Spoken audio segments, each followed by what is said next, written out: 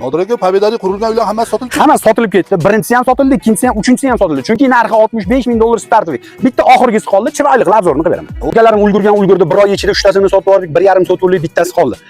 Lokatsiyaga keladigan bo'lsak, Toshkent tumani Toshmina postidan bor yo'g'i 4 kilometr kirib kelganinglarda Pobeda mahallasi bor, katta yo'l yuzidan 8-9 metr bo'ladi. Tarsovoydagisi qoldi. Yo orqa tomonda ham uylar hammasi pashti sotilib ketib bo'ldi. Mana shu bir donasi qoldi, ulgurdi. Kirib kelar ekanmiz.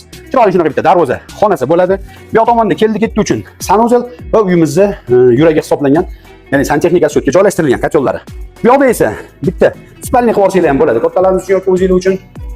Va uy ichiga kirib kelar ekanmiz. Glandejidan kirib kelamiz. Shunaqa chiroyli oshxonaga mo'ljallangan bo'lyapti. Buni yonginasida esa mehmonlarimiz kutish uchun chiroyli bitta zal ko'rsalar. Va bu zaldan chiqib to'g'riga qarasak, yana bitta yotoqxona qilib olsanglar bo'ladi. Tashqariga qaragan romlari bilan va havo aylanish uchun joylari bilan bo'lyapti. Va bu yoq tomonda esa yana bitta detskiy qilib olsanglar bo'ladi. Bunaqa chiroylikgina detskiy xonasi bo'lyapti.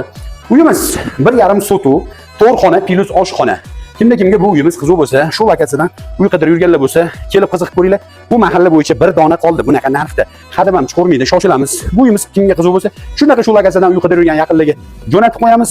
Kanalga obuna bo'lib tursanglar, bizlarni yo'qotib qo'ymaysizlar. Yaqinlarga jo'natish esdan chiqmasin. Sog' bo'linglar, salomat bo'linglar.